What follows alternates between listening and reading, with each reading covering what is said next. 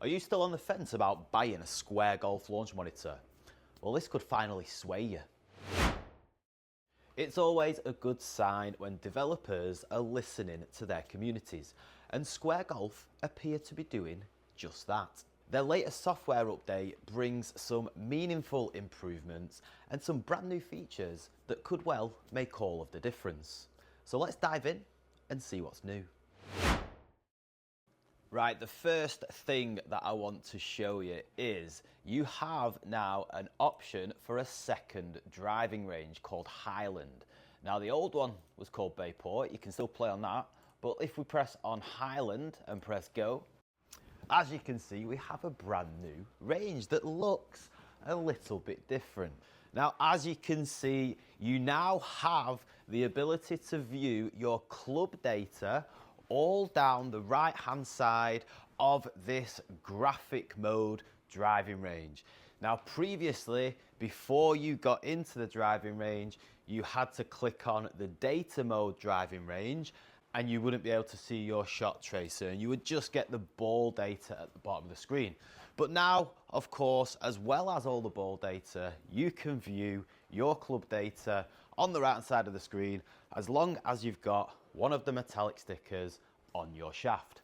But that's not all. All you have to do now, if you want to switch between the two data modes, instead of coming out of that session, just click in the top right hand corner and there we go. You've got all of your data mode driving range stuff on that screen just in the click of a button, so you don't have to come out of it to go back into a different driving range mode anymore.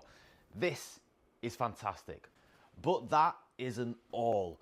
We have got some additional features and two brand new courses when it comes to the game section of this software. Let me show you. Straight away, we have got the ability to change the strength of the wind when we're playing courses. We have got Misty Lake and Country Club Di Rosso. Just while I've got Misty Lake loading up, we've got this little warning, I guess, on these loading screens now said about the driving range, but it also says it about the courses as well, that it might not run smoothly on low spec devices. So just for anybody that's quite new to golf sims, it's definitely recommended that you invest in quite a high spec gaming PC to be able to run all of the demanding software, especially when you're playing on virtual courses. Okay, so here we are on the first hole of Misty Lake. It looks like a relatively short par 4. Let's see what it's looking like. Oh, it's an amazing drive to start. Look at that. Unbelievable. 247 carry, 56 yards into the pin. Now, before I hit this approach, I just want to show you another new feature, which is so much more convenient. All you've got to do now is use the arrow keys on your keyboard to adjust your aim. Now, this was something that didn't just confuse me, I don't think, at first. It confused a few people because you had to click on either the left-hand side or the right-hand side of the screen to adjust your aim. That has now changed. You can use the left and right arrow keys on your keyboard just to make it that little bit simpler for people like me. We can also use the up and down arrows on the keyboard to change what club you are using. This doesn't affect how far your ball's traveling or anything like that. So we have 56 yards into the pin. It's 2.5 yards up the hill. Oh, thinned it. That is no good. Bite. Oh my days. At least it gives you a chance to see what the chipping's like on the Square Golf launch monitor. Oh, you've got to sit for me. Disgusting. Look, if you're new to the Square Golf launch monitor, if this is the first time that you've ever seen it in use, you're going to see the putting, and the putting is definitely impressive. It's one of the most accurate putting experiences on a golf simulator that I've ever seen, really. We've got 13 feet, it's about 10 feet to my screen. Roll it up there. Oh, no way, I'm out of the gimme zone. What am I doing? Right, can I finally finish this off? Yeah, there we go. Now the next new course that you can play is Country Club di Rosso.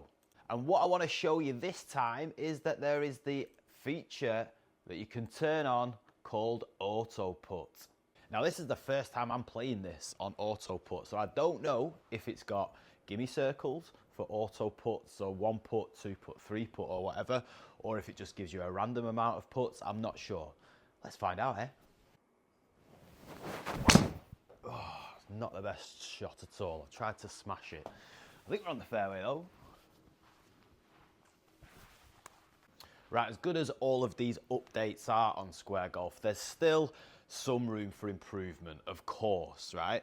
And the one thing that I'm yet to see from Square is to be able to click on the mini-map and see how far you've got to certain hazards, or just move the little pointer around so you can just check your distances. Because if I click on it now, if I wanted to just see how far this edge of the bunker was away to cover that, I can't do that, all right? I'm clicking on it and it's just left or right hand side of the screen adjusting my aim, which I don't really want. If there's anything that you'd like to see improved in the Square Golf software still, drop them down in the comments below. But for now, we're going to try and find out what this Auto-putt situation is like. I've got 111 yards in with an 8-yard uphill elevation. It's going to be a full pitching wedge for me. Let's try and get it on the green and see what the Auto-putt's like.